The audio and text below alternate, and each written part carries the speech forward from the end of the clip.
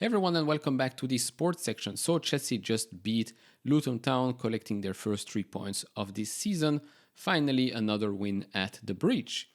Now, while the scoreline might be all beautiful, the game itself was not all that beautiful as a whole. Of course, Raheem Sterling yet again shows why he is world class, shows why Chelsea deserved, or Chelsea fans deserve to see a much better version of Raheem Sterling after, of course, a disaster performance last year, not just by him, but by the whole team.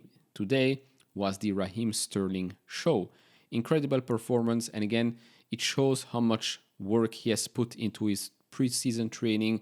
It shows how much of an improvement we are seeing already from this team compared to last season. Now, that said, this is just Luton Town. I was fully expecting us to win at least 3-0 this game. So watching that first half, where, yes, Raheem scored, we were in full control as expected, there were some things that just weren't working, right?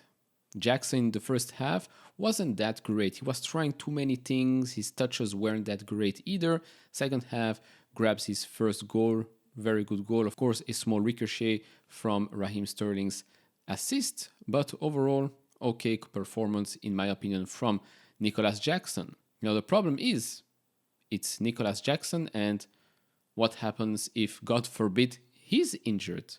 We've got no strikers, right? Okay, there's Burstow, but hey, let's be honest.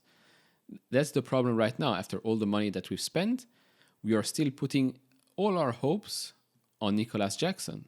Of course, all our hopes, the attack is meant to be him, a number 10, and then two wingers. They should also score goals.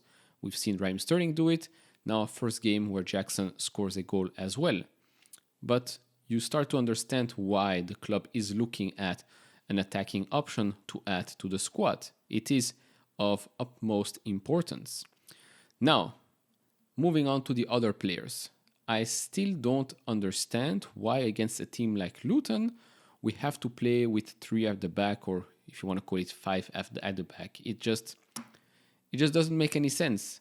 Why put so many defensive players on the field when we are in need of actually scoring goals, having that feeling of we scored a goal, having that feeling of we are a more attacking team?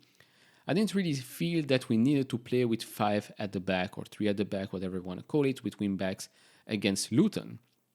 And this is no disrespect to Luton, because in the second half of the game, they could have easily scored a goal. It's 1-1 and the whole atmosphere is dead. The whole atmosphere is dead. That ricochet there that Robert Sanchez saved pretty well with his reflex could have easily gone in. And then it's 1-1 and the game has changed. Luckily for us, it wasn't going in, and then we scored 2-0 and the game was basically over. We took control. But again, 3 at the back, 5 at the back, and then you play with Caicedo, with Gallagher. Also, I don't understand why Gallagher couldn't go a bit further up the pitch, but we are starting to see yet again why we brought in Caicedo, why we brought in someone like Lavia, someone like Leslie as well. It's to give Enzo permission to play up front, to play the number 8, the number 10 position. Now, I'm still waiting for him to produce a bit more of the attacking goods. Shoot a bit more, right? Make that crucial pass. He did make some nice little passes that cut through the defense. That's great. I would like to see more of that, especially if he will be starting to play more up front, as we now have more players to play at the number 6 position, right? As for Caicedo, okay game, didn't have to do that much in my opinion. Gallagher, again, I don't think this position suits him. He's also that type of player that likes to go forward, to be in the box. We've seen that a bit later on in the game with Leslie coming on. But overall, okay performance as always from Gallagher. Now, moving on to Chilwell, I don't understand why I've seen some negative comments about him on X.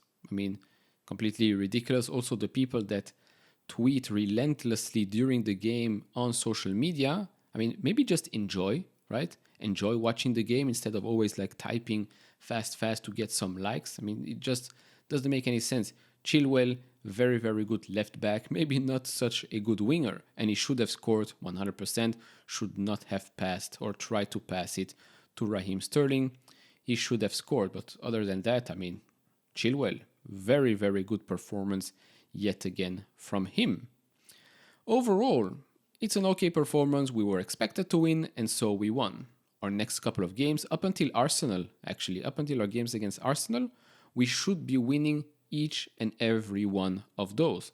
Of course, we will probably have another player or two that will join the team. Hopefully that will have a positive impact. There will still be lots of outgoings in my opinion. But hey, still the start of the season, still a lot of games to go, still a lot of build-up left as well. And I'll say it again, I don't really see a lot of meaning behind playing with so many defensive players against a team where we are supposed to win. Maybe that will change. Maybe right now Pochettino is working on something. 4-4-2, 4-2-3-1, I don't know, in training, still not perfect, and so he doesn't want to change the Disasi, Silva, and Colwill with Gusto and Chilwell. By the way, Gusto, very, very good game by him, very, very, very solid. And to be honest, thank God, right? Thank God, because if we will always have to rely on Reece James, not great, but hey, very, very good game from him.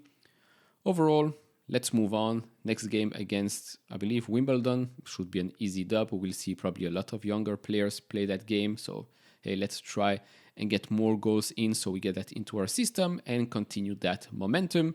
Of course, do share your thoughts down in the comments below. If you enjoy this type of videos, leave it a thumbs up, subscribe if you have not, and I'll see you all in the next one. Bye-bye.